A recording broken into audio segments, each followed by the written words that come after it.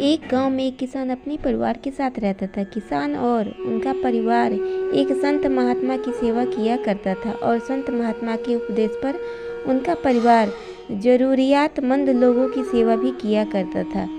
उनके परिवार में सभी लोग प्रेम भाव से रहते थे, लेकिन उनका एक बेटा था जो दोनों पैरों से अपाहिज था।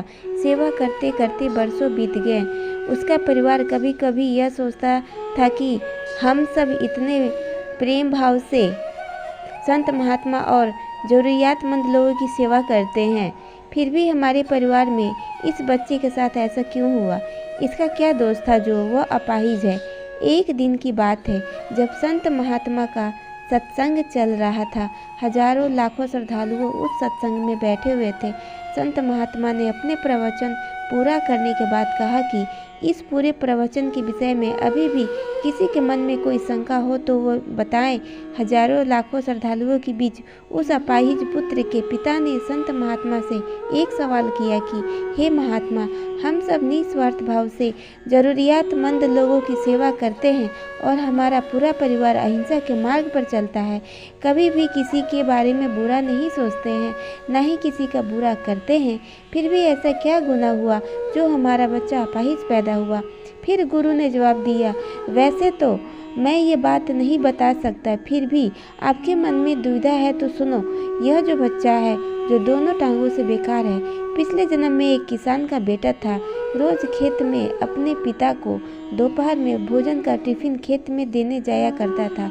एक दिन उसकी माँ ने उसे दोपहर 11 बजे खाना लगा कर दिया और कहा कि बेटा खाना खाकर पिताजी को टिफिन देकर आ।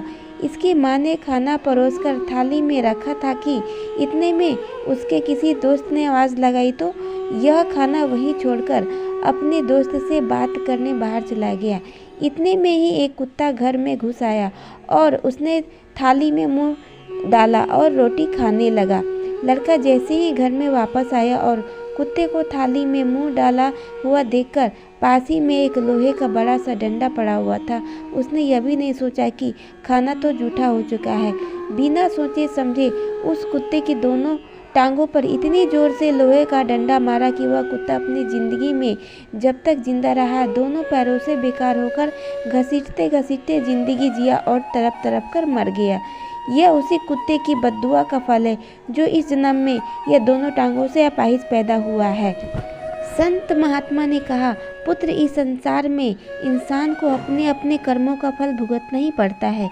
इस जन्म में अगर किसी की टांग तोड़ी है तो स्वाभाविक है कि अगले जन्म में आपकी टांग टूटनी ही है। अगर आप किसी को नुकसान पहुंचाओगे तो आपका भी नुकसान होना ही है, इस जन्म में नहीं तो अगले जन्म में। इसलिए जो भी कर्म करो सोच समझ कर करो।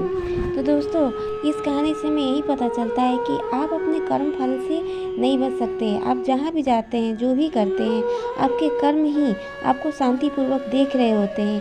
किसी भी दिन आपको आपके कर्म का फल पृथ्वी पर वहन करना ही होता है, इसलिए हर समय उचित कर्म करना अनिवार्य है।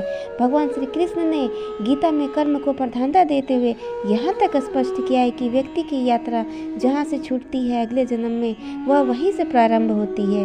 जो प्रकृति के नियमों का पालन करता है वह परमात्मा के करीब है, लेकिन ध्यान रहे यदि परमात्मा भी मनुष्य के रूप में अवतरित होता है तो वह उन सारे नियमों का पालन करता है जो सामान्य मनुष्य के लिए है। इस जन्म या अगले जन्म में हर बुरे भले कर्म का प्रतिफल निश्चित रूप से भोगना पड़ता है। तो दोस्तों, आज की ये कहानी आपको कैसी लगी? अगर अच्छी लगी हो तो इस कहानी के लिए एक लाइक ज़रूर कीजिएगा और हमारे चैनल पर नए हैं तो चैनल को सब्सक्राइब करना नहीं भूलिएगा। मैं ऐसे ही आपके लिए शिक्षाप्रद और अच्छी अच्छी कहानियाँ लाती रहूँगी। धन्यवाद।